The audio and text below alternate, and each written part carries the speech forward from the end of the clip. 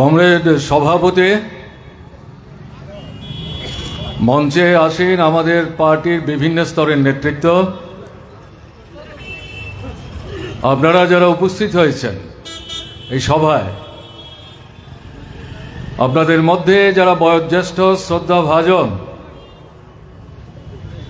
মায়েরা, বোনেরা, ভাই এবং বন্ধুগণ, আপনাদের সবাইকে আন্তরিকভাবে প্রীতি, শুভেচ্ছা এবং অভিনন্দন জানাচ্ছি। দীর্ঘ সময় ধরে আপনারা বক্তৃতা শুনছিলেন।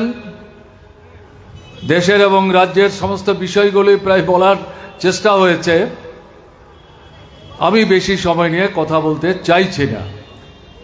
খুব অল্প সময়ে দু চারটি প্রাসঙ্গিক বিষয়ের প্রতি আপনাদের দৃষ্টি আমি আকর্ষণ করবার চেষ্টা করব। আমি যে কথা দিয়ে শুরু করতে চাইছি, কৈলাসহরের মানুষ এবং ত্রিপুরার মানুষ, আপনাদের অভিজ্ঞতা কি এই ত্রিপুরার বিভিন্ন যে সরকারগুলো স্বাধীনতার পর থেকে তৈরি হয়েছে এবং তার আগে যে রাজন্য শাসন, তারা নিজেরাই দাবি করেন 1300 বছর নাকি শাসন করেছে। এর সাথে তুল্যমূলক বিশ্লেষণ করে আপনাদের অভিজ্ঞতা কি সেটা আপনাদেরকে কিন্তু যাচাই করবার জন্যে বিনীতভাবে আমি আবেদন করব। 1300 বছরের রাজন্য শাসন মানুষের জন্য কি কাজ করেছে? রাজাদের, পরিবারের সন্তান সন্ততিদের, আত্মীয় পরিজনদের সুখ স্বাচ্ছন্দ্য, এর বাইরে ত্রিপুরার উন্নতি অগ্রগতির জন্য তাদের কোনো ভূমিকা ছিল? কটা কলেজ, কটা হাসপাতাল, কটা স্কুল, কতটা সড়ক, জমির কত ভাগে, সেচের ব্যবস্থা, কর্মক্ষম কর্মপ্রার্থী তাদের রোজগারের জন্যে, উদরপূর্তির জন্যে, আয় উপার্জন, কর্মসংস্থান, এগুলো কি রাজন্য শাসন 1300 বছরের শাসনে ভেবেছে, চিন্তা করেছে, মনোনিবেশ করেছে? করেনি। এ কারণেই শিক্ষার আন্দোলনকে সম্প্রসারিত করবার জন্য জনশিক্ষা সমিতি তৈরি হয়েছিল 1945 সালে। একটাই স্লোগান, নিরক্ষরতা দূর করো, শিক্ষার আলোয় আমাদের রাজ্যের জনগণকে উদ্ভাসিত করো, তার যে চেতনার নেত্র তাকে উন্মেলিত হতে সাহায্য করো, শত্রু মিত্র যাচাই করবার যে ক্ষমতা সেটা সৃষ্টি করো, তার উপর ভিত্তি করে মানুষ ঐক্যবদ্ধ হয়ে তাদের মানুষের সম্মান নিয়ে শিরদাঁড়া উঁচু করে যাতে এই ত্রিপুরায় বসবাস করতে পারে সেরূপ একটা পরিমণ্ডল তৈরি করবার জন্য মানুষকে নিয়ে এগোতে হবে। রাজন্য শাসন এটাকে সহ্য করতে পারেনি। তখন ত্রিপুরার জনসংখ্যার বেশিরভাগ হচ্ছে উপজাতি অংশের মানুষ। জনশিক্ষা সমিতি কারা তৈরি করলেন? সুধন্যা দেববর্মা সভাপতি, হেমন্ত দেববর্মা সাধারণ সম্পাদক। 11 জন উপজাতি যুবক, তারা শুধু উপজাতিদের নিরক্ষরতা মুক্ত হতে সাহায্য করার জন্য না, গোটা ত্রিপুরার উপজাতি অনুপজাতি উভয় অংশকে নিরক্ষরতার অন্ধকার থেকে মুক্ত করবার জন্য উদ্যোগ নিয়েছিলেন। কিন্তু রাজন্য শাসন সহ্য করতে পারল না। নিজেরা যেমন শিক্ষার প্রসারের জন্য অশিক্ষার অন্ধকার থেকে ত্রিপুরার মানুষকে বের করে আনবার জন্য উপজাতিরা যেখানে সংখ্যায় বেশি, তাদেরকেও শিক্ষার আলোতে নিয়ে আসবার জন্য নিজেরা কোনো ভূমিকা নিল না। অসরকারিভাবে বেসরকারিভাবে এই উপজাতিদের তৎকালীন অল্প সংখ্যক যারা শিক্ষিত তাদের মধ্যে 11 জন 12 জন তারা উদ্যোগ নিয়ে জনশিক্ষা সমিতি তৈরি করলেন। একে ধ্বংস করবার জন্যে 1 বছরের ব্যবধানে রাজন্য শাসন আগরতলায় তাদের আমাত্যবর্গকে জমায়েত করে বিকল্প সংগঠন তৈরি করার নাম করে জনশিক্ষা সমিতির যে প্রচেষ্টা তাকে ধ্বংস করবার চেষ্টা করলো। মধ্যরাত্রিতে প্রতিনিধি যারা এসছেন তার মধ্যে সুধন্যা দেববর্মা ছিলেন, হেমন্ত দেববর্মা ছিলেন। মানুষ যখন তাদের প্রতিনিধিরা যখন ঘুমুতে গেছে তাদেরকে ঘুম থেকে তুলে রাজ অন্দরে নিয়ে নির্যাতন সংগঠিত করার চেষ্টা করে এই খবর যখন আমাত্যবর্গদের কাছে আছে তারা ক্ষুব্ধ বিক্ষুব্ধ। তাদের পরদিন বিরাট খানাদানার ব্যবস্থা, তারপরে তারা একসাথে মিলে আগরতলা শহরের বুকে মিছিল করবেন, রাজার পক্ষে উদ্বাহ নৃত্য করবেন। প্রতিবাদ করে বললেন তোমার খানাতে আমরা যাব না, কোনো মিছিলে আমরা যাব না, যাদেরকে ধরে নিয়ে গেছ অবিলম্বে তাদেরকে মুক্ত করার ব্যবস্থা করো, না হলে আমরা রাজন্য শাসনের বিরুদ্ধে ব্যবস্থা নিতে বাধ্য হব। এই ঘটনা নবীন প্রজন্মের যে উপজাতির তরুণ তরুণী যুবক যুবতী তারা জানে না, জানবার চেষ্টা করে না, তাদেরকে বিকৃত পথে নিয়ে যাওয়ার চেষ্টা করে। বর্তমান সময়ে রাজ পরিবারের সন্তানই উপজাতিদেরকে সবচেয়ে বেশি বিভ্রান্ত করার চেষ্টা করে। শুনছিলেন জিতেন্দ্র চৌধুরী শেষের দিকে কথা খানিকটা সময় উল্লেখ করার চেষ্টা করেছে। এই যে রাজন্য শাসন, গণমুক্তি পরিষদ তৈরি হলো সেই সময় তার নাম মুক্তি পরিষদ, কারণ জনশিক্ষা সমিতির নাম নিয়ে কাজ করা যাচ্ছে না, প্রচন্ড রকম আক্রমণ। মুক্তি পরিষদ গণতান্ত্রিক দৃষ্টিভঙ্গি নিয়ে উপজাতি অনুপজাতি অংশের মানুষকে ত্রিপুরায় সংঘবদ্ধ করে তাদের জীবনের যে মৌলিক সমস্যাগুলির সমাধানের জন্য এগিয়ে যাওয়ার চেষ্টা করে। জনগণের মধ্য থেকে স্লোগান উঠল প্রজার ভোটে সরকার চাই, রাজন্য শাসন না। জনগণ এই স্লোগান তারা নিয়ে আসলেন। শেষ পর্যন্ত রাজন্য শাসনের অবসান হলো।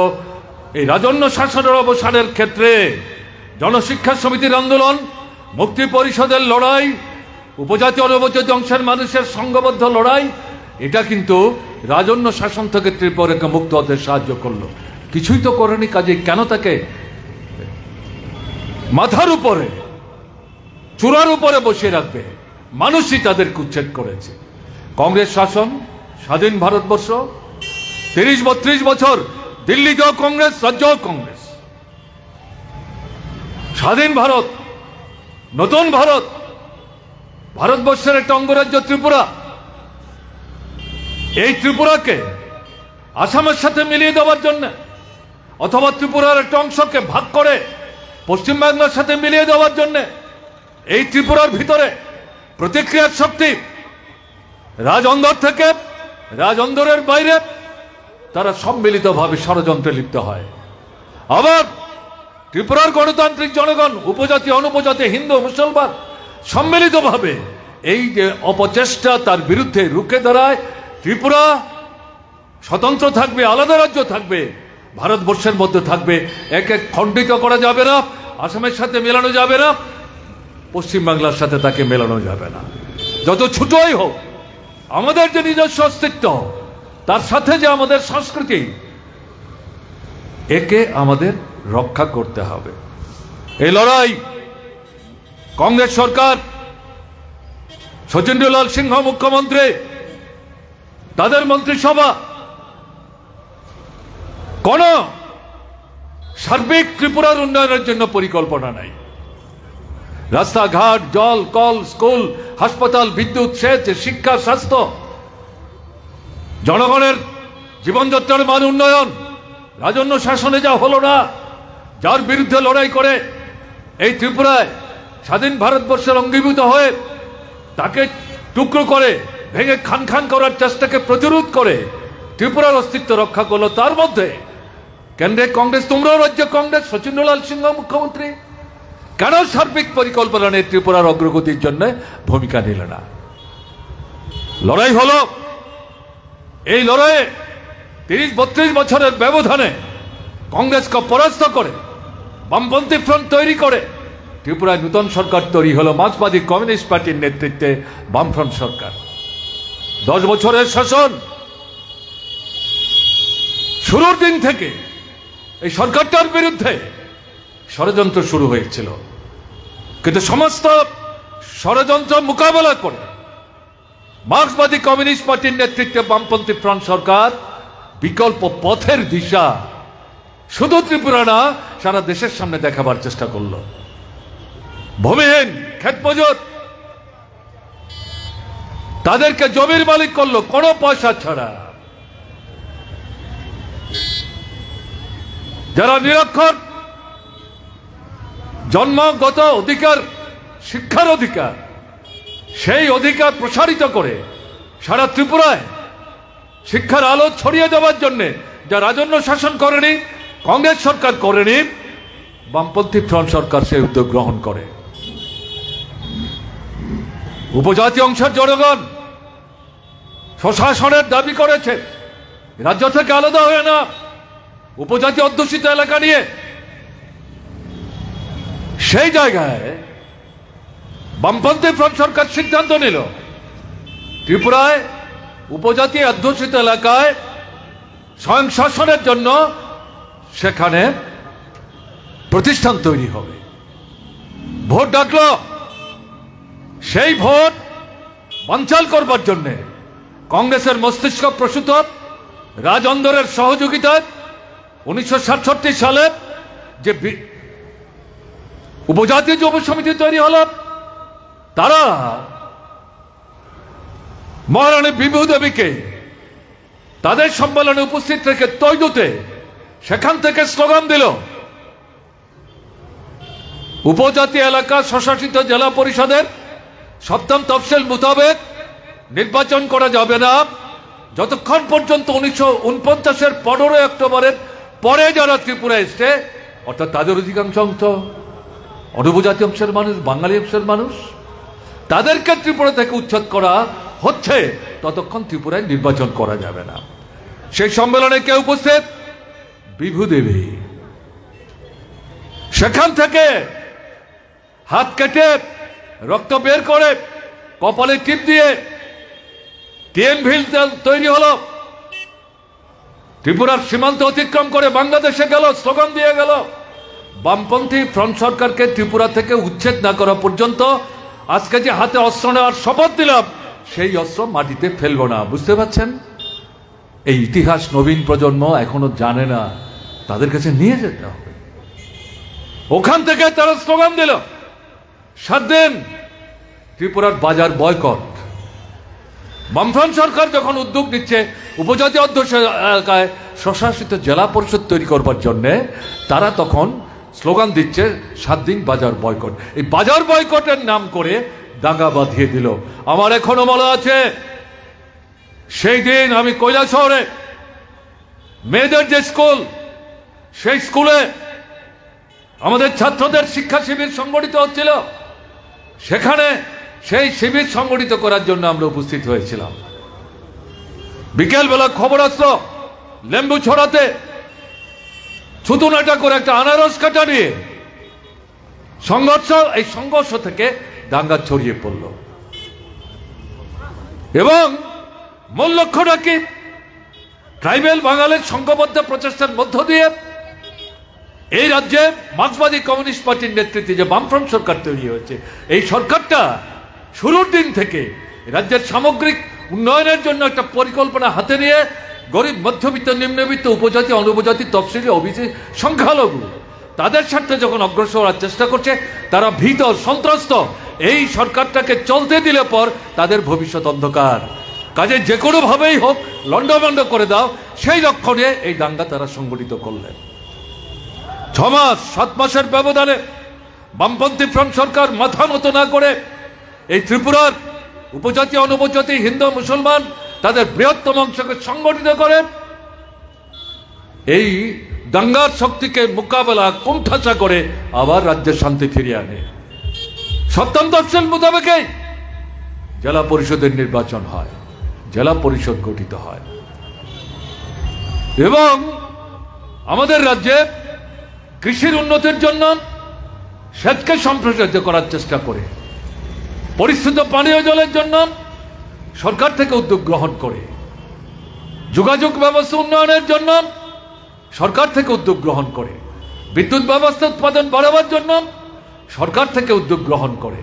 এই যে দৃষ্টিভঙ্গি, এই দৃষ্টিভঙ্গি নিয়ে বামফ্রন্ট সরকার অগ্রসর হওয়ার চেষ্টা করছিল। এই সময়ে ওই যে আমি উল্লেখ করলাম তৈজুর সম্মেলন, টিএনভি, বিভু দেবীর উপস্থিতিতে যারা শপথ নেয় আঙুল থেকে রক্ত বের করে কপালে টিপ দিয়ে, তারা সক্রিয় হয়ে এখানে ত্রিপুরার মানুষের রক্তে হোলি খেলতে শুরু করে। শত শত মানুষ, এবং তার মধ্যে প্রধানত মার্ক্সবাদী কমিউনিস্ট পার্টি, বামপন্থীদের সমর্থক যারা সংগঠকের দায়িত্ব পালন করছে, কি উপজাতি এলাকা কি অনুপজাতি এলাকা, তাদেরকে বাছাই করে লিস্টে হাতে নিয়ে সেখানে তারা এই খুনের রাজনীতি ছড়িয়ে দেওয়ার চেষ্টা করেছে। তাদের কাঁধে চেপে কংগ্রেস এবং উপজাতি যুব সমিতি মিলে বামফ্রন্ট সরকারকে উচ্ছেদ করে তারা তৃতীয়বারের জন্য সরকারে আসে। সরকারে এসে এরা ত্রিপুরার বুকে আধা ফ্যাসিস্ট স্বৈর সন্ত্রাস কায়েম করে, গণতন্ত্র সংহার করে, পঞ্চায়েত ভেঙে দেয়, নগর ভেঙে দেয়, কলেজে ছাত্রদের যে সংসদ বামফ্রন্ট সরকারের সময় চালু করেছিল এটা বন্ধ করে দেয়, সমবায় সংস্থা তৈরি করে নির্বাচনের মাধ্যমে গরিব নিম্নবিত্ত অংশের মানুষ মিলিত হয়ে ছোট ছোট পুঁজি একসাথে করে একে কাজে লাগিয়ে ব্যবসা বাণিজ্য কৃষি ইত্যাদির মাধ্যমে তাদের আয় উপার্জন বাড়িয়ে নিজের পায়ে দাঁড়াবার যে ব্যবস্থা, সেই কোঅপারেটিভগুলো, সমবায়গুলো তার নির্বাচন বন্ধ এবং এগুলিকে ধ্বংস করে দেওয়ার চেষ্টা করে। এই যে পরিস্থিতি, এই পরিস্থিতির মধ্যে মার্ক্সবাদী কমিউনিস্ট পার্টির প্রায় 350 মতো উপজাতি অনুপজাতি সংগঠক, নেতা কর্মী তাদেরকে জবাই করেছে, খুন করেছে, পঞ্চায়েত ভেঙে দিয়েছে, বেআইনিভাবে মামলা হলো। একজন স্কুলের প্রধান শিক্ষক, তিনি পঞ্চায়েতের প্রধান, আগরতলার রাম ঠাকুর বয়েজ স্কুলের, তিনি মামলা করেছেন, মানুষ আমাকে ভোট দিয়েছে, 5 বছরের জন্য আমি একটা পঞ্চায়েতের প্রধান, কি আমার অপরাধ? আমার তো 5 বছর পূর্ণ হয়নি, মাত্র 2 বছর 2.5 বছর, কেন আমার পঞ্চায়েত ভেঙে দিল? কেন আমার অধিকার হরণ করলো? এই মামলায় হাইকোর্ট সরকারের কাছে উত্তর জানতে চাইল, সরকারের কাছে কোনো জবাব নাই। এই পরিস্থিতিতে দিন দুপুরে স্কুল থেকে ফেরার পথে সেই হেডমাস্টার মশাইকে জবাই করা হলো। মামলা যিনি করলেন তাকে যদি খুন করে ফেলা যায়, এই মামলার কোনো অস্তিত্ব থাকে না। বুঝতে পারছেন? আমরা যে আধা ফেসিস্ট স্বৈর সন্ত্রাসের কথা বলছি, এগুলো তৈরি করা না। মানুষ, ত্রিপুরার মানুষ কি দেখলেন? এই কংগ্রেস যুব সমিতির সরকার, উন্নয়নের কোনো কাজ নাই। বামফ্রন্ট সরকার যে গঠনমূলক দৃষ্টিভঙ্গি তাদের 10 বছরের শাসনে নূতন ত্রিপুরা গড়বার চেষ্টা নিয়ে অগ্রসর হওয়ার চেষ্টা করছিল, এগুলোকে কে ধ্বংস করছিল। রাস্তার ইট পর্যন্ত কংগ্রেস যুব সমিতির সেই সময়ের যারা নেতৃত্ব নিজের বাড়িতে নিয়ে গেছে, মানুষ প্রতিবাদ করেছে, এ নিয়ে সংঘর্ষ হয়েছে, রক্ত ঝরেছে, কোথাও কোথাও শহীদের মৃত্যুবরণ করেছেন মানুষ। এগুলো তৈরি করা কথা না, এগুলো গল্প না। সংবাদপত্রের পৃষ্ঠা যদি উল্টাবার চেষ্টা করেন, এই সত্য কিন্তু আপনি দেখবেন। ত্রিপুরার মানুষ 5 বছরের ব্যবধানে কংগ্রেস উপজাতি যুব সমিতির এই দুঃশাসনকে পরাস্ত করে আবার নবীন কলেবরে বামফ্রন্ট সরকারকেই ফিরিয়ে এনেছে। না বিজেপি না কংগ্রেস, সেই বামফ্রন্ট সরকার নতুনভাবে ত্রিপুরাকে সার্বিক উন্নয়নের জন্য স্বল্পমেয়াদী, মধ্যমেয়াদী, দীর্ঘমেয়াদী পরিকল্পনা রচনা করে তার নিজের যে সীমাবদ্ধ সামর্থ্য, সেই সামর্থ্যের ভিত্তিতে ত্রিপুরাকে গড়ে তোলবার চেষ্টা, আর যে বিষয়গুলো ত্রিপুরার উন্নয়নের সাথে সম্পর্কযুক্ত সেগুলো বাস্তবিত করতে গেলে পর কেন্দ্রের সাহায্য দরকার, তার কাছে দাবি রাখছে। কেন্দ্র সাহায্য করছে না, লড়াই চলছে, লড়াই চলছে। এই সরকারের 25 বছরের শাসনে শিক্ষায় ভারতবর্ষের মধ্যে সাক্ষরতার অভিযানে কেরালাকে পেছনে ফেলে ত্রিপুরা 1 নম্বর হয়েছে। দীর্ঘদিন কেরালা 1 নম্বর ছিল, যখন ঘোষিত হলো ত্রিপুরা 1 নম্বর, সেই সময় কেরালার মানুষ, গণতান্ত্রিক মানুষ ত্রিপুরাকে অভিনন্দিত করে আমাদের কাছে চিঠি পাঠিয়ে তারা বলছেন আমরা আনন্দিত, আপনারা আমাদের রেকর্ড নান করে আমাদেরকে ছাপিয়ে আপনারা এগিয়ে গেছেন, আমরা চাই ত্রিপুরা আরো এগিয়ে যান। গ্রামে স্কুল, শহরে কলেজ, বিশ্ববিদ্যালয়, সার্বিকভাবে ত্রিপুরার ছেলে মেয়েদের যাতে বাইরে যেতে না হয়, মেডিকেল কলেজ বাইরে যেতে না হয়, 2টো কলেজ কেন্দ্র কোনো সাহায্য করেন। নার্স বাইরে গিয়ে পড়তে হতো, ত্রিপুরাতেই নার্সের ট্রেনিং এর জন্য এখানে বামফ্রন্ট সরকার প্রতিষ্ঠিত করে প্রতিষ্ঠান। শুধু মেয়েরা নার্স হতো, বামফ্রন্ট সরকার সিদ্ধান্ত নিয়ে মেয়ের সঙ্গে ছেলেরাও নার্স হবে, ছেলে মেয়ে উভয়কে নার্সের শিক্ষায় শিক্ষিত করবার জন্য প্রতিষ্ঠান এখানে তৈরি হয়। স্বাস্থ্যকর্মী বাইরে গিয়ে তাদের ট্রেনিং নিতে হতো 2 বছর 3 বছরের জন্য, গরিবের ঘরের ছেলে মেয়ে যেতে পারতো না। এদের জন্য ত্রিপুরাতেই বামফ্রন্ট সরকার প্রতিষ্ঠান করে সেই সংস্থা, এখান থেকে এখন প্রতি বছর 2 বছর 3 বছর পর পর শত শত ছেলে মেয়ে বেরোচ্ছে, ডাক্তার, নার্স, স্বাস্থ্যকর্মী। কৃষি 1 ফসলে জমিকে 2 ফসল, 2 ফসল জমিকে 3 ফসল। সেচ কর্ষণযোগ্য জমির 98%। ভালো বীজ এই ত্রিপুরাতেই তৈরি করে সস্তায় প্রকৃত কৃষকদের হাতে তুলে দেওয়ার চেষ্টা করে বামফ্রন্ট সরকার। সার কেন্দ্র বন্ধ করে দিয়েছে ভর্তুকি, বামফ্রন্ট সরকার ভর্তুকি দিয়ে গরিব মধ্যবিত্ত কৃষকের হাতে সস্তায় সার তুলে দেওয়ার ব্যবস্থা করেছে। কৃষিকাজ শুধু সার বলদ দিয়ে এখন চলে না, আধুনিক যন্ত্রপাতি তৈরি হয়েছে, গরিব কৃষকের কেনবার ক্ষমতা নেই, বামফ্রন্ট সরকার অর্ধেক সেই সমস্ত যন্ত্রপাতি কিনবার পয়সা দেয়, বাকি অর্ধেক যারা নিজের পয়সায় কিনতে পারেন তারা কেনেন, যারা পারেন না তাদেরকে জাতীয়কৃত ব্যাংক থেকে ঋণ নিতে সহজ শর্তে বাধ্য করেছে। ব্যাংক যাতে ঋণ দেয়, তাদের কাছ থেকে ঋণ নিয়ে কৃষক এই যন্ত্রপাতি কিনে ফসল ফলানোর কাজে এগিয়ে যাওয়ার চেষ্টা করে। হাঁস, মুরগি, গরু, ছাগল প্রতিপালন এটাও কৃষির অঙ্গ, ফল ফসারি এটাও কৃষির অঙ্গ। এই সামগ্রিকভাবে কৃষিতে একটা মৌলিক গুণগত পরিবর্তন বামপন্থী সরকার নিয়ে আসে। রাবার, সন্ত্রাসবাদীরা এই ত্রিপুরায় রাবার চাষ করা যাবে না, রেল বসানো যাবে না, দুটোর বিরুদ্ধে তারা যুদ্ধ ঘোষণা করে। কারণ রাবার চাষ যদি সম্প্রসারিত হয় অর্থনীতি সমৃদ্ধ হবে এবং উপজাতিরা সবচেয়ে বেশি সেখানে লাভবান হবে। তারা চাইছিল উপজাতিরা নিঃস্ব হয়ে যাক, অনাহার দারিদ্র্যের মধ্যে তারা সেখানে মুখ থুবড়ে পড়ুক, তাহলে তাদেরকে উত্তেজিত করে বামফ্রন্ট সরকারের বিরুদ্ধে নিয়ে যাওয়া যাবে।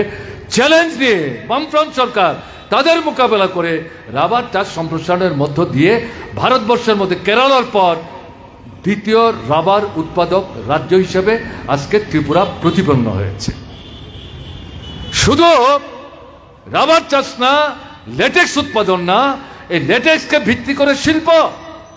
আগে ত্রিপুরা থেকে শুধু লেটেক্স বাইরে যেত, তাকে ভিত্তি করে যে শীট এগুলো বাইরে যেত। বামপন্থী ফ্রন্ট সরকার উদ্যোগ নিয়ে এই লেটেক্সকে ভিত্তি করে ত্রিপুরায় রাবারকে ভিত্তি করে শিল্প প্রতিষ্ঠানের জন্য আমাদের সদরের পার্শ্ববর্তী এলাকায় যে শিল্প ক্ষেত্র আমরা তৈরি করেছি তার প্রায় 1/3 জায়গা রাবার ভিত্তিক শিল্প প্রতিষ্ঠার জন্য উদ্যোগ গ্রহণ করে। রেল ধর্মনগর থেকে সাবরম পর্যন্ত নিয়ে যাওয়ার জন্য কেন্দ্রের কাছে আমরা গেলাম। রাজীব গান্ধী প্রধানমন্ত্রী, তার অফিসে আমাদের সঙ্গে কথা বলতে চাইলেন না। সকালবেলায় তার বাড়িতে আমরা কাছে 2.5 মিনিট কথা বলেছেন, কিন্তু পার্লামেন্ট চলছিল। পার্লামেন্টে কংগ্রেস ছাড়া এমনকি বিজেপি সেই সময়ে ত্রিপুরার ছেলেরা, আমরা যারা দিল্লিতে গিয়ে পার্লামেন্টের সামনে অবস্থান করছিলাম, ছেলেরা মেয়েরা মিলে প্রায় 200 তাদের সমর্থনে পার্লামেন্টে বক্তৃতা করে বলছেন কেন ত্রিপুরায় রেল যাবে না। সেই জায়গায় আমাদের অবস্থানে এসে কংগ্রেস ছাড়া সমস্ত রাজনৈতিক দলের যারা পার্লামেন্টে তখন প্রতিনিধিত্ব করতেন বিজেপি সহ, তারা এসে বক্তৃতা করে আমাদের আন্দোলনকে সমর্থন করলেন। আমরা বুঝলাম শুধু দিল্লিতে গিয়ে ডেপুটেশন দিলে হবে না, লড়াই তীব্র করতে হবে, ব্যাপক করতে হবে। ধর্মনগর থেকে আগরতলা, আগরতলা থেকে সাবরুম, সাবরুমের ছেলেরা যারা আমাদের সঙ্গে দিল্লিতে যাচ্ছিল তারা হাসতে হাসতে বলছিল আমাদের সাবরুমে কবে রেল আসবে, আগরতলা পর্যন্ত আসুক অন্তত, এটা আমরা চাই। তার জন্য আমরা সাবরুম থেকে কিন্তু এই আন্দোলন সংগ্রামে অংশগ্রহণ করতে যাচ্ছি। এই রেলে করে যাওয়ার সময় তাদেরকে বলছিলাম আত্মবিশ্বাস হারিও না, সংগ্রামের যে শক্তি তার উপর আস্থা রাখো। আগরতলায় যদি রেল আসে, এই ত্রিপুরার বামপন্থী গণতান্ত্রিক শক্তির লড়াই করে কেন্দ্রের অনিচ্ছুক হাত থেকে সাবরুম পর্যন্ত রেলকে নিয়ে যাওয়ার চেষ্টা করবে। এই রেল লাইন যখন আসতে শুরু করলো, পাহাড়ি এলাকায় সন্ত্রাসবাদীর আক্রমণ শুরু করলো। রেলের কর্মীরা তারা বলছেন আমরা কি করে কাজ করব, বামফ্রন্ট সরকার, তখন তৃতীয় বামফ্রন্ট সরকার। আমরা সিদ্ধান্ত নিলাম টিএসআর এই রেল পথে যেখানে বসানো হবে সেই জায়গায় রেলের কর্মী যারা, ঠিকাদার যারা, তাদের নিরাপত্তার দায়িত্ব টিএসআর নেবে। রেলের কাছ থেকে এক পয়সা আমরা নেব না, এক পয়সা নেব না, দায়িত্ব আমাদের। তারা আমাদের রাজ্যের উন্নয়নের জন্য রেল বসাতে এসছেন। রেল ছাড়া শিল্প না, শিল্প ছাড়া রেল না, রেল শিল্পের সমন্বয়ে এখানে অর্থনৈতিক ব্যবস্থার মধ্যে পরিবর্তন আসবে, ত্রিপুরার চেহারাটা পাল্টে যাবে। এটা আমাদের নৈতিক দায়িত্ব। রেলের নেতা কর্মীরা সারা দেশ ঘুরে বলেছেন ভারতবর্ষের প্রায় প্রত্যেকটি রাজ্যে আমরা রেল লাইন বসাচ্ছি, কিন্তু কোন রাজ্যের সরকার এভাবে নিরাপত্তা দেওয়ার জন্য, থাকবার জায়গা দেওয়ার জন্য, রেলের কর্মীদের সাহায্য করবার জন্য ত্রিপুরা ছাড়া ভারতবর্ষের অন্য কোনো রাজ্যে এভাবে আমাদের সাহায্য করেনি। এটা রেলের ইতিহাসে একটা নূতন অধ্যায় তৈরি করলো। সে রেল আমরা আগরতলা পর্যন্ত নিলাম, এরপর লড়াই চললো, সেই রেল সাবরুম পর্যন্ত গেল, বামফ্রন্ট সরকার।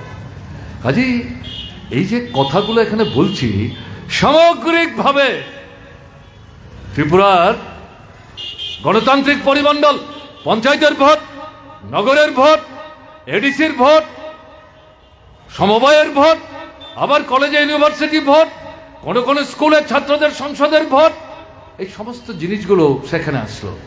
ভোট একটা উৎসব, যার যার ভোট শেষে দেবে, কারণ ভোটের অধিকার কেউ হস্তক্ষেপ করতে পারবে না, এরকম একটা পরিমণ্ডল।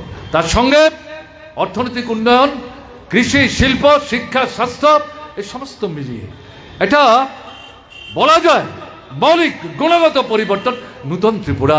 এবং ত্রিপুরার এই কাজ শুধু ত্রিপুরার মধ্যে সীমাবদ্ধ থাকলো না, ভারতবর্ষের বিভিন্ন রাজ্যের মানুষ ত্রিপুরা আসতে শুরু করলেন। এডিসির কাছ থেকে শুরু করে সমগ্র ত্রিপুরা ঘুরে তারা সেখানে স্তম্ভিত হয়ে বলছেন আপনাদের রাজ্যের সরকারের বাজেট কত, ট্যাক্স আপনারা কত আদায় করেন, হিসাব শুনে বলছেন এই অল্প টাকায় আপনারা কি করে এতগুলো কাজ করছেন। আমরা বলছি আমাদের এখানে দুর্নীতিকে প্রশ্রয় দেওয়া হয় না, মন্ত্রীদের দুর্নীতির সাথে যুক্ত হওয়ার কোনো সুযোগ নাই, আমলাদের দুর্নীতির সাথে যুক্ত হওয়ার কোনো সুযোগ নাই। কাজেই মন্ত্রী, আমলা সম্মিলিতভাবে আমাদের সমস্ত স্তরের কর্মচারীদের নিয়ে, জনগণকে সাথে নিয়ে এই উন্নয়নের কাজ করছে। কম টাকা, কিন্তু উন্নয়নের কাজ জনগণের স্বার্থে, রাজ্যের স্বার্থে। মানুষ এই টাকার সদ্ব্যবহারের জন্য আন্তরিকতার সাথে কাজ করছে। মানুষ স্তম্ভিত হয়েছে, বিস্মিত হয়েছে। এমনকি কেন্দ্রের সরকারের অফিসাররা আমাদের পঞ্চায়েতের কাজ, নগরের কাজ, এডিসির কাজ, কৃষির কাজ, শিক্ষার কাজ, স্বাস্থ্যের কাজ যখন তারা দেখতে আসতেন, তারা দেখে স্তম্ভিত হয়ে অন্য রাজ্যে গিয়ে বলছেন উন্নয়ন কি করে করতে হয়, দুর্নীতি মোকাবেলা করে মানুষকে সঙ্গে নিয়ে, গণতান্ত্রিক দৃষ্টিভঙ্গি নিয়ে যদি শিখতে চাও তাহলে ত্রিপুরা যাও, দেখাচ্ছ এখানকার সরকারটা কিভাবে কাজ করছে। এরকম জায়গায় 2018-এর ঘটনা শুনেছেন, আমি সেখানে বিস্তৃত যাচ্ছি না।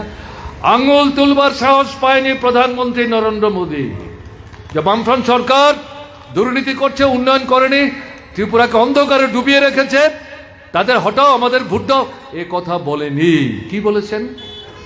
অনেক কাজ করেছে, উন্নয়ন হয়েছে, ভালো হয়েছে, কিন্তু এমন কিছু কাজ যাই সরকার একলা করতে পারে না, কেন্দ্রের কাছে সাহায্যের জন্য হাত বাড়ায়।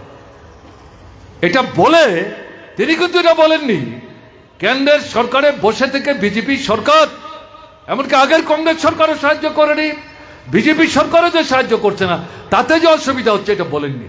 না বলে কি বলছেন, আরো উন্নতির জন্য আপনাদের যে অসম্পূর্ণ দাবিগুলো যেগুলো হলে পর আপনাদের জীবনযাত্রার মান উন্নত হবে, ভালো হবে, তার জন্য কি বলছি, দিল্লিতে আমাদের সরকার আছে, বিজেপি সরকার।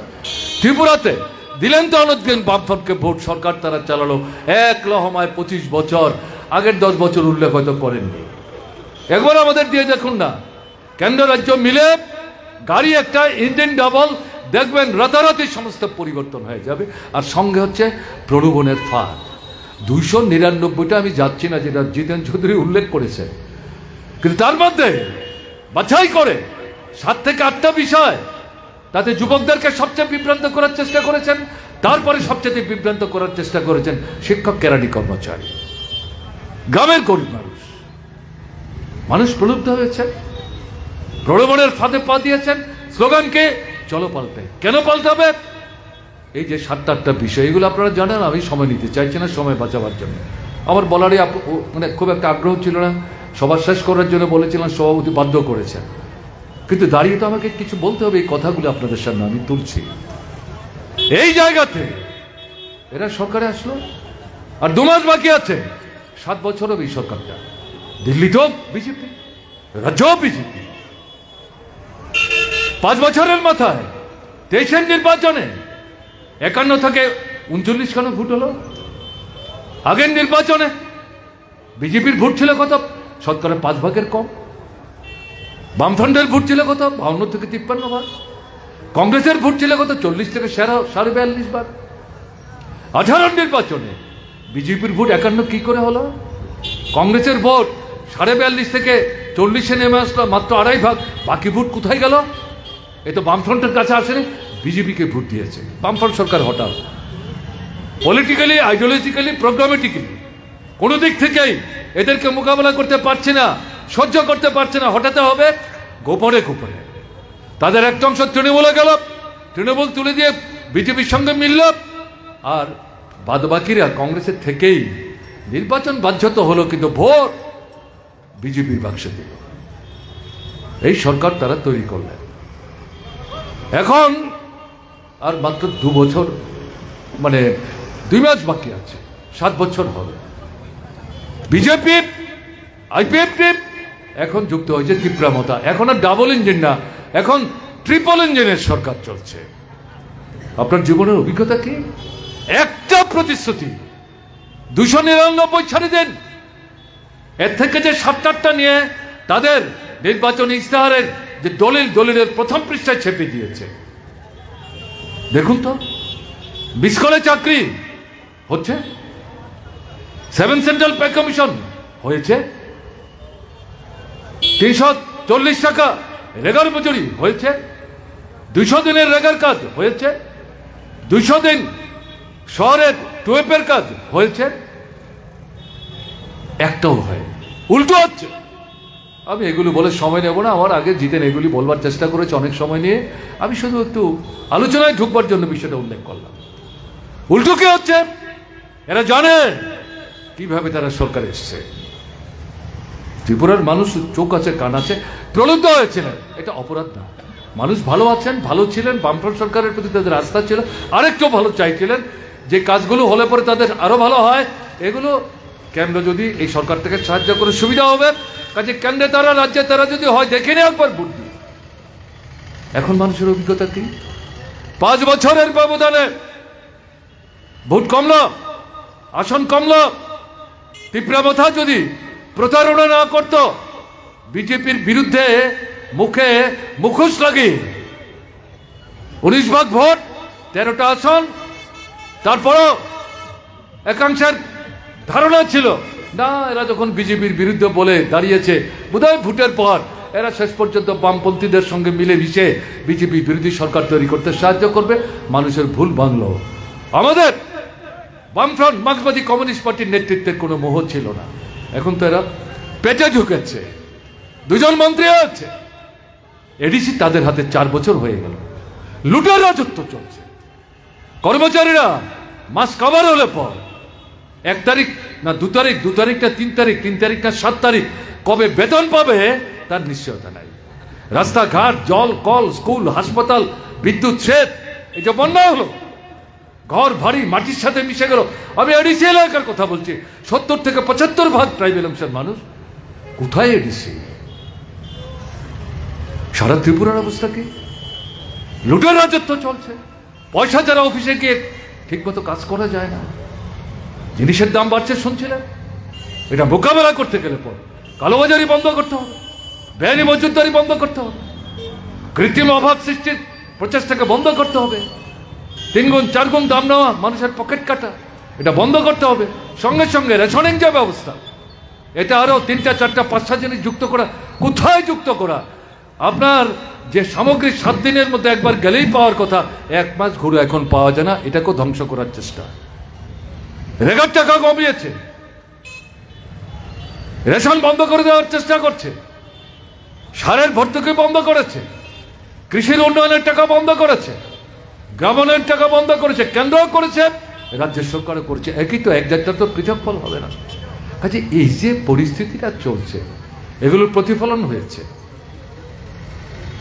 23-এর বিধানসভা নির্বাচনে। মানুষ এটাও বুঝতে পারছেন যে বিশেষ করে উপজাতি অংশের মানুষ, আমরা আমাদের বিপ্লবথার নেতৃত্ব আমাদেরকে প্রতারণা করেছে। ভোট দিল বিজেপির কথা বলে, এখন দেখা গেল বিজেপি সরকারের মধ্যে ঢুকে গেল। এবং এদের মধ্যে যারা লেখাপড়া জানে, বাইরে পড়ে এসছে মিশনারি স্কুল কলেজ থেকে, তারাই সবচেয়ে সামনের সারিতে দাঁড়িয়ে বিভ্রান্তি তৈরি করবার চেষ্টা করেছে।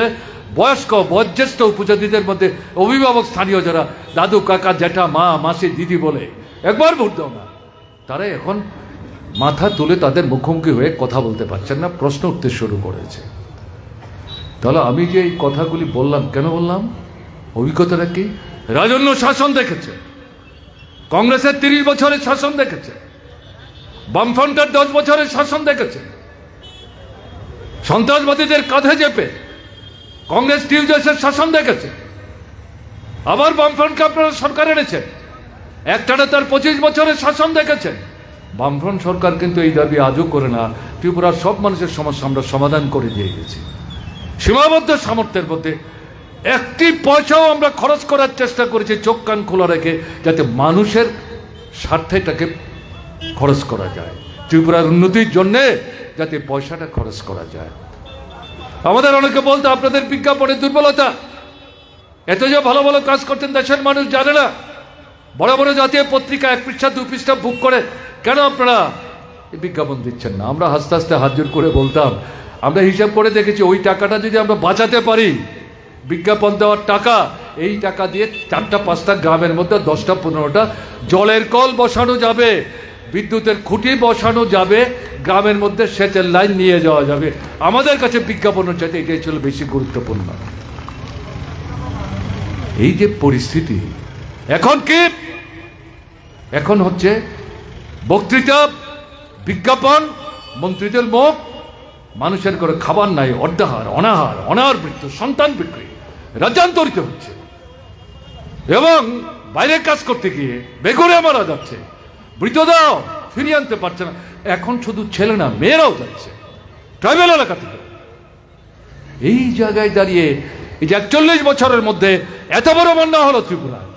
আপনারা বামপন্থী সরকারের সময় কি দেখতেন? এই কৈলাসহর প্রত্যেক বছর বন্যায় জলের তলে ডুবে যায়। 48 ঘন্টার মধ্যে ডিস্ট্রিক্ট ম্যাজিস্ট্রেটের নেতৃত্বে মহকুমা শাসক, বিডিও, অন্যান্য অফিসার কর্মী নিয়ে তারা মানুষের পাশে দাঁড়িয়ে সামর্থ্যের সীমাবদ্ধতার মধ্যে এই মানুষকে সাহায্য করার চেষ্টা করে। কোথায় কোথায় সরকার? এরা আগরতলায় ফুর্তি করছে দুর্গাপূজার ভাষণের নাম করে, সেখানে তারা রগড় করছে শহরের কেন্দ্রস্থলে। দোকানে বিক্রি নাই, ব্যবসায়ীরা জিজ্ঞেস করার পর বলছেন মানুষই তো আসছে না। পয়সা না থাকলে কেন গ্রামের মানুষ শহরে আসবেন? শহরের আলো দেখবার জন্যে, মানুষটা কেনা বেচা করবার জন্য আসেন। এবং ব্যবসায়ীরা বলেছেন, পুজোর সময় জিজ্ঞাসা করেছে, বন্ধু বান্ধব আছে তো আমাদের, তো ভুল করেছে মনে হলো, জায়গা বন্ধক, স্ত্রীর কানপাশা, গলার নেকলেস বন্ধক দিয়ে পুঁজির ব্যবস্থা করে জিনিস এলাম, অন্তত পুজো অন্তত বিক্রি হবে, আগামী 6 মাস চলে যাবে। না, একই জিনিস হিন্দুর ধর্ম, মুসলমানদের ধর্ম, খ্রিস্টানদের ধর্ম, আপনার বুদ্ধিস্টদের ধর্ম, সব ক্ষেত্রে একই জিনিস হচ্ছে। এরা ফুর্তি করে বেড়াচ্ছে। কাজে এই জায়গায় দাঁড়িয়ে আপনাকে কিন্তু এখন সময় এসছে, ত্রিপুরায় যত রাজনৈতিক দল আছে, আমরা বাঙালি আনন্দমার্গকে বাদ দিলে পর সমস্ত রাজনৈতিক দল কোনো না কোনো একটা সরকার তৈরি করার ক্ষেত্রে ভূমিকা নিয়েছে, অংশ নিয়েছে, বিধায়ক হয়েছে অথবা মন্ত্রী হয়েছে। আনন্দমার্গ আমরা বাঙালি কমিউনিস্ট বিদ্বেষী আন্তর্জাতিক সন্ত্রাসবাদী সংগঠন। আমরা দেখেছি কংগ্রেস সরকার, বামপন্থী মার্ক্সবাদী কমিউনিস্ট পার্টি এই সরকারের বিরুদ্ধে জনস্বার্থবাহী দাবি দেওয়া নিয়ে লড়াই করছে। সেখানে একদিকে কংগ্রেস সরকার আক্রমণ করছে, আরেকদিকে স্থানে স্থানে এই আনন্দমার্গীরা তারা সন্ত্রাস করছে বামপন্থীদের বিরুদ্ধে, বিশেষ করে ছাত্র যুব আন্দোলনের নেতৃত্বের বিরুদ্ধে। এগুলো সবাই জানে না, এরা আবার নতুন করে মাথা তোলবার চেষ্টা করছে। তাই বলছি, এই অভিজ্ঞতা থেকে কি প্রমাণ হয়, বুক বাজিয়ে তো বলতে কোনো আমাদের ভয় নেই। মার্ক্সবাদী কমিউনিস্ট পার্টির নেতৃত্বে ত্রিপুরায় প্রথম দফার 10 বছর, পরের দফার 25 বছর যে সরকার এখানে চালিয়ে গেছে তার কোনো বিকল্প নাই। এর বিকল্প দাঁড়াবার মতো কোনো শক্তি ত্রিপুরায় নাই। মার্ক্সবাদী কমিউনিস্ট পার্টি বামফ্রন্টকে বাদ দিয়ে ত্রিপুরা আজকে যে সমস্যাগুলো আছে এর থেকে বেরোতে গেলে পর, মানুষের জীবনযাত্রার মান উন্নত করতে গেলে পর এর নেতৃত্বেই সামনের দিনে গণতান্ত্রিক আন্দোলন, জনগণের আন্দোলন, উন্নয়নের আন্দোলন, সম্প্রীতির আন্দোলন, শান্তির আন্দোলন, সংগতির আন্দোলন তীব্র করতে হবে, তেজি করতে হবে, নতুন মানুষকে সংগঠিত করতে হবে। এটা বুঝবার জন্য সংক্ষিপ্ত পরিসরে সব যখন আলোচনা হয়ে গেছে, আমি ভাবছিলাম এখন গিয়ে কি বলবো। আমার মনে হয়েছে এই কথাগুলিই বোধহয় তুলে ধরা দরকার। কি দেখছি আমরা এই সরকারটা আসার পর? এখন ত্রিপুরায় হিন্দু এবং মুসলমানের মধ্যে বিরোধ বাঁধাবার চেষ্টা করছে। বামপন্থী সরকারের সময় এরকম ছিল না। হিন্দুর উৎসব মুসলমানরা অংশগ্রহণ করছেন, মুসলমানের অংশ হিন্দুরা অংশগ্রহণ করছেন, খ্রিস্টান এবং বুদ্ধিস্টদের অনুষ্ঠান হিন্দু মুসলমান সবাই মিলে আমরা অংশগ্রহণ করছি। এটা মেলবন্ধন, এটা নির্দিষ্ট ধর্মের মানুষের উৎসব শুধু না, এখন সমস্ত চুরমার করে দিয়েছে। এখন কি হচ্ছে? হিন্দু মুসলমানের বিরোধ। আপনার আগরতলার পার্শ্ববর্তী রানীর বাজার সংলগ্ন কৈতরা বাড়ি একজন মন্ত্রী 200 মিটার দূরে অবস্থান করে সন্ধ্যার অন্ধকারে তাদের দলীয় যারা দুর্বৃত্ত তাদেরকে সমবেত করে লিস্টি হাতে নিয়ে হিন্দু মুসলমান মিশ্রিত এলাকা সেখানে বাছাই করে করে মুসলিম বাড়িগুলিতে আগুন দিচ্ছে, আক্রমণ করছে, হাত ভাঙছে, পা ভাঙছে, বুকের পাঁজর ভাঙছে, আমাদের ঢুকতে দিচ্ছে না। 21 দিন পরে গেলাম, ছোট্ট শিশু মুসলমান মা তাকে নিয়ে বসে আছে, বলছে আমার এই শিশুটাকে পর্যন্ত রেহাই দেয়নি। ওই দেখুন কপালে দাগ, তার কপালে যখন হাত দিতে গেলাম শিশুরা ভিমরি খেয়ে উঠলো, ভয় পেয়ে গেছে। আমি আমার নিজের অভিজ্ঞতার কথা বলছি, কারোর থেকে শুনে বলছি না। ধর্মনগরের কদমতলা দুর্গাপূজার চাঁদা নিয়ে এই যে বিরোধটা, এটাকে ভিত্তি করে এসপি সেখানে উপস্থিত থাকার পরেও থানায় টিএসআর, সিআরপিএফ, পুলিশ থাকা সত্ত্বেও কি করে মধ্যরাত্রিতে আক্রমণগুলি হয়? কিছু না, হিন্দু মুসলমানের মধ্যে বিরোধ বাঁধাও, ঢুকতে দিচ্ছে না আমাদের। 22 দিন 23 দিন পরে আমরা যখন দলবদ্ধভাবে গেলাম, শত শত মানুষ ঘর ছেড়ে বেরিয়ে আসছেন, হিন্দু মুসলমান নির্বিশেষে। তারা যেন অক্সিজেন পালেন, মন খুলে প্রাণ খুলে কথা বলছেন, চোখের জল ফেলছেন, আমাদের একটু সাহায্য করুন। পাশে পানিসাগর, সেখানেও এই সংখ্যালঘু অধ্যুষিত এলাকা আক্রমণ করল। কোথায় কোন মূর্তি নাকি কে নষ্ট করে ফেলেছে, আমরা গেলাম সেখানে, বাড়ি থেকে বেরোতে পারছে না। আগের দিন রাত্রে হুমকি দিয়ে এসছে মন্ডলের লোকরা, সিপিআইএম এর লোক আসবে, মানিক সরকাররা আসবে, ওখানে দেখতে গেলে পরে যদি যাও চিহ্নিত করে রাখবো, তারপরে কিন্তু বাড়িতে আগুন জ্বলবে। এখনো তো বাড়িটা আছে। আমরা যখন ঘটনাগুলো একটার পর একটা দেখছিলাম, জিজ্ঞেস করছিলাম, তখন ওখানকার আমাদের 2 জন বন্ধু বলছেন, দেখছেন না বাড়ির দরজায় দরজায় মানুষ দাঁড়িয়ে আছেন, নারী পুরুষ শিশুদের নিয়ে, কেন তারা আসছে না কেন, ডাকু না বলে। না, কালকে এই ঘটনা হয়েছে। তারপর আমরা যারা ছিলাম তারা ঘুরে ঘুরে ঘুরে ঘুরে সবার সাথে কথা বলেছি।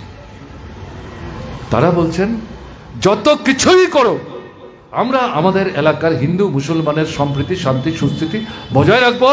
আপাতত একটু অসুবিধায় আছি, আপনারা এসছেন, খবর নিয়েছেন, আমরা জানি আপনারা ছিলেন, আছেন, থাকবেন, এটাই আমাদের ভরসা, এটাই আমাদের ভরসা। আপনাদের কৈলাসহরের মধ্যে উত্তেজনা ছড়ানোর চেষ্টা হয়েছে, বিশালগড়ে উত্তেজনা ছড়াবার চেষ্টা হয়েছে, উদয়পুরের খিলপাড়াতে উত্তেজনা ছড়াবার চেষ্টা হয়েছে।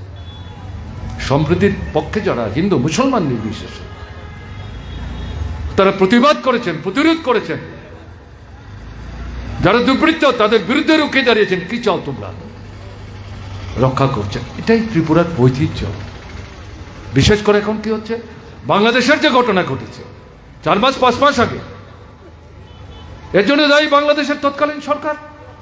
যে সরকারটা 10 বছর 12 বছর আগে ভালো কাজ করছিল, আমাদের ত্রিপুরার পাশে দাঁড়িয়ে আমাদের সাহায্য করেছে সন্ত্রাসবাদীদের মোকাবেলা করার ক্ষেত্রে।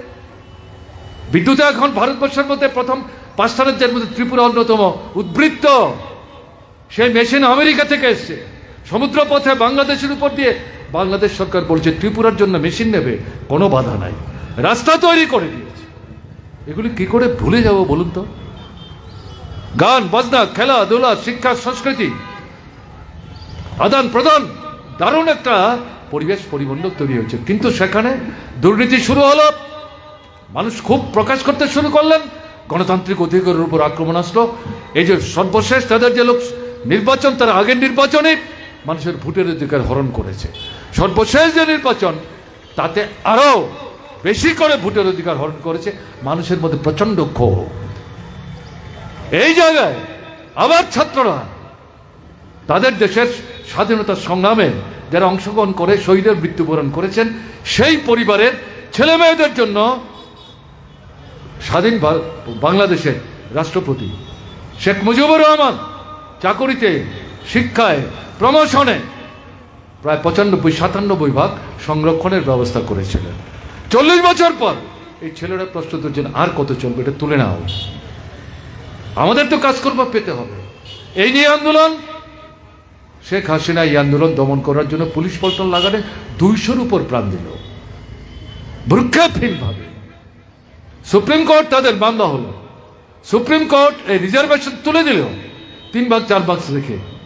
এই পরিস্থিতির মধ্যে শেখ হাসিনা তাদের সঙ্গে কথা বলতে চাইলেন, তারা বললেন আপনার সঙ্গে এখন আমাদের আর কথা বলার সুযোগ নাই, আমাদের এখন একমাত্র দাবি আপনি পথ ছাড়ুন, আপনাকে এই সরকার চালাতে আমরা দেব না। এই কথা বলে লাখো লাখো মানুষ গ্রাম থেকে ঢাকায় ঢুকে শেখ হাসিনার বাড়ির দিকে যখন ছুটতে শুরু করেছেন, আর্মির সাহায্য চাইলেন। আর্মি বলছেন অসম্ভব, এই পরিস্থিতি নাই এখন। আর্মি যদি গোলা বারুদ দিয়ে কিছু করার চেষ্টা করে, উল্টো আর্মি আক্রান্ত হবে, তাদের অস্তিত্ব বিপন্ন হবে। প্রধানমন্ত্রী আপনি বললো আমরা এটা পারবো না, বরং তারাও বলেছে আপনি অবিলম্বে পদত্যাগ করুন, দেশ ছেড়ে চলে যান। পদত্যাগ করলেও বোধহয় আপনাকে আমরা রক্ষা করতে পারবো না। 45 মিনিটের ব্যবধানে তিনি একটা বক্তৃতা করতে চাইছিলেন 10 মিনিট। সেই দিন আমি ছিলাম সোনামুড়ায় পঞ্চায়েত নির্বাচনের ভাষণ দেওয়ার জন্য একটা গ্রামে আমি গিয়েছিলাম, সেখান থেকে বসে বসে সমস্ত তথ্য দেখছিলাম। আর্মি বলেছে না, আপনাকে এখন আর বক্তৃতা করার সময় দেওয়া যাবে না, এই সময়টাই নষ্ট হবে, আপনাকে রক্ষাই আমরা করতে পারবো না। বক্তৃতা দিতে পারলেন না, তাকে তুলে নিয়ে ঘুরপথে ভিন্ন একটা এয়ারপোর্টে আর্মির এরোপ্লেনে তুলে ভারতবর্ষের কোনো একটা জায়গায় নামিয়ে দিলেন। সেখানে যারা ধর্মান্ধ, মানুষের মধ্যে বিরোধ বাঁধিয়ে গণতন্ত্রকে ধ্বংস করতে চায়, আগের যে সরকার তাকে দুর্বল করার চেষ্টা করেছে, তাদের বিরুদ্ধে ব্যবস্থা নিয়েছে, তাদের গণতান্ত্রিক কাজকর্মকে সীমাবদ্ধ করে দিয়েছে। এই নতুন সরকার, অন্তর্বর্তীকালীন সরকার সমস্ত বাধা তুলে দিয়েছে, তারা সামনে চলে আসছে, তারাই এখন নেতৃত্বের ভূমিকা নেওয়ার চেষ্টা করছে। সেই জায়গায় সেখানে সংখ্যালঘুদের উপর আক্রমণ কেন্দ্রীভূত করছে। বাংলাদেশের সংখ্যালঘু মানে তো হিন্দু, শুধু হিন্দু না, হিন্দু আছেন, খ্রিস্টান আছেন, বুদ্ধিস্ট আছেন, সুফিও আছেন, সবাই আক্রান্ত হচ্ছে। আমরা প্রতিবাদ করছি, আমাদের কেন্দ্রীয় কমিটি প্রতিবাদ করছে, আমাদের পশ্চিমবাংলার কমিটি প্রতিবাদ করছে। আগরতলায় আমরা মিছিল করি, কমলপুরে আমাদের মিছিল হয়, ষোলমরায় আমাদের মিছিল হয়, উদয়পুরে আমাদের মিছিল হয়। সব জায়গায় দাঁড়িয়ে আমরা যেটা বলার চেষ্টা করেছি তথ্যাদি নিয়ে, এটা দেখা যাচ্ছে বাংলাদেশে যারা ধর্মনিরপেক্ষ গণতান্ত্রিক শক্তি মুসলিম অংশের মধ্যে সংখ্যাগুরু, তারা রুখে দাঁড়াচ্ছেন। এটা কি হচ্ছে? সংখ্যালঘুদের বিরুদ্ধে কেন আক্রমণ হবে? তাদের ধর্মীয় প্রতিষ্ঠানের উপর কেন আক্রমণ হবে? তাদের পূজা পার্বণ কেন ঠিক মতো করতে দেওয়া হবে না? তারা পাহারা দিয়ে এই সর্বশেষ যে দুর্গা পূজা হলো সেই পূজা সম্পন্নতে সাহায্য করেছেন। ভাসানের দিন, ভাসান কেন্দ্রে কয়েক লক্ষ মানুষের সমাবেশ, হিন্দু মুসলমান নির্বিশেষে এরা পাহারা দিয়ে সাহায্য করেছে। আমাদের এখানে কি দেখছি আমরা? এখানে হিন্দু আক্রান্ত, অন্য রাজ্যে আক্রান্ত, এ কথা বলছে না। একে প্রতিবাদ যারা করছেন, মুসলমানদের মধ্যে গণতান্ত্রিক ধর্মনিরপেক্ষ শক্তি, তারা যে ইতিবাচক ভূমিকা নিচ্ছেন সেই কথা তারা বলছেন না। হিন্দু আক্রান্ত বলে বাংলাদেশের ভিসা অফিস, যেটা বামফ্রন্ট সরকার অনুরোধ করে শেখ হাসিনার সময় আগরতলায় প্রতিষ্ঠিত করতে সফল হয়েছিল, সেই অফিস লন্ডভন্ড করে পৃথিবীর কোনো জায়গায় পররাষ্ট্রের এই ধরনের যে অফিসগুলো, এইগুলিতে কোনো রাজনৈতিক দল যত খুবই সরকারের বিরুদ্ধে থাকুক এগুলিতে আক্রমণ করে না। কিন্তু বিজেপি শাসন তো দুঃশাসন, তাদের কাছে এই সমস্ত কোনো বাদ বিচার নেই, সে অফিসটা তারা আক্রমণ করলো। সেদিন আমি গৌহাটি থেকে আগরতলায় ফিরছিলাম, পরে খবর পেলাম। পরদিন তারা স্লোগান দিল, চলো বাংলাদেশ যাব। কত হিম্মত আপনাদের! বাংলাদেশ যাবেন ওখানকার সংখ্যালঘুদের রক্ষা করার জন্য? আপনাদের প্রত্যক্ষ পরোক্ষ মদদে ত্রিপুরার মতো রাজ্যে সংখ্যালঘুরা আক্রান্ত হচ্ছে কার হাতে? তাদেরকে রক্ষা করার জন্য কথা বলছেন না কেন? ভারতবর্ষে আগের কথা আমি ছেড়ে দিলাম, এই যে নির্বাচনটা হলো লোকসভার 400 আসনের স্লোগান দিলেন, পারলেন না। গতবারের আসন কমলো 68টা। অন্যদের 7 জনের সরকার চালাচ্ছেন। যে জিনিসপত্রের দাম বাড়ছে, বেকারি বাড়ছে, কৃষক তার ন্যায্য অধিকার পাচ্ছে না, এই মূল প্রশ্নগুলি নিয়ে যে লড়াই, সেই লড়াইয়ের ঝাঁজ আপনারা পেয়েছেন। এরপর এখন তারা কি করছে? সেই জায়গায় হিন্দু মুসলমানের মধ্যে বিরোধ তৈরি করে মিশ্রিত এলাকায় মুসলমানদের বিরুদ্ধে আরএসএস, বিজেপি, বিশ্ব হিন্দু পরিষদ, বজরং দল আক্রমণ কেন্দ্রীভূত করছে। আমাদের প্রধানমন্ত্রীও বলছেন, স্বরাষ্ট্রমন্ত্রীও বলছেন, বাংলাদেশের সংখ্যালঘুরা আক্রান্ত হিন্দু অংশের মানুষ, তাদেরকে রক্ষা করতে হবে। আর আপনাদের শাসনের দুঃশাসনে ভারতবর্ষের রাজ্যে রাজ্যে, বিশেষ করে বিজেপি শাসিত রাজ্যে, শুধু ত্রিপুরা নয় অন্যান্য রাজ্যগুলোতে এই সংখ্যালঘু মুসলিমদের বিরুদ্ধে যে আক্রমণ সংঘটিত হচ্ছে, এখানে চুপ কেন? ওখানকার সংখ্যালঘুদের সম্পর্কে যদি আপনার এতই উদার দৃষ্টিভঙ্গি হয়, তাহলে দেশের ভিতর সেই সংখ্যালঘুরা আক্রান্ত হচ্ছে আপনাদের দলের লোকদের হাতে প্রত্যক্ষ পরোক্ষভাবে। এটা বন্ধ করবার চেষ্টা করছেন না কেন? এটা হচ্ছে দ্বিচারিতা। কাজে এরকম একটা জায়গায় দাঁড়িয়ে আমি আমার কথা শেষ করার আগে যেটা বলবো, ত্রিপুরার অভিজ্ঞতা দেখলেন। এই অভিজ্ঞতায় ত্রিপুরাকে যদি এখান থেকে উদ্ধার করতে চান, খাদ্য, বস্ত্র, বাসস্থান, শিক্ষা, স্বাস্থ্য, গণতান্ত্রিক অধিকার, আপনার অস্তিত্ব, জীবনধারার মান, যেটাকে তুলেছিল একেবারে নিচে ঠেলে নিয়ে গেছে, আবার তাকে পুনরুদ্ধার করতে যদি চান, তাহলে পরে বামপন্থী ফ্রন্টের কোনো বিকল্প নাই। এই অভিজ্ঞতায় সঞ্জীবিত হয়ে এই ত্রিপুরায় নতুন করে নতুন উদ্যমে ব্যাপক আন্দোলন সংগঠিত করতে হবে। পরিবেশ পরিমণ্ডলের মধ্যে নতুন হাওয়া ধীরে ধীরে বইতে শুরু করেছে, ঝড় উঠেছে, একথা বলবো না। যেতে হবে, কথা বলতে হবে, মত বিনিময় করতে হবে। বললে হাজার হাজার মানুষ আপনার মিছিলে মিটিকে নাও আসতে পারে। 100, 200, 300 চট্টগ্রাম দিয়ে শুরু করেন, ব্লক দিয়ে শুরু করেন, মহকুমা দিয়ে শুরু করেন, জেলাতে যান, তারপর রাজ্য হবে। এই যে পদ্ধতিতে আপনাকে আন্দোলনটা সংগঠিত করতে হবে, না হলে এই দুঃশাসনের হাত থেকে, এই ফ্যাসিস্ট দৃষ্টিভঙ্গি নিয়ে একদলীয় স্বৈরশাসন কায়েম করে, বিরোধীদের অধিকার স্তব্ধ করে, মানুষের কণ্ঠ রোধ করে যে ষড়যন্ত্রটা করছে, এর থেকে রেহাই কিন্তু পাওয়া যাবে না।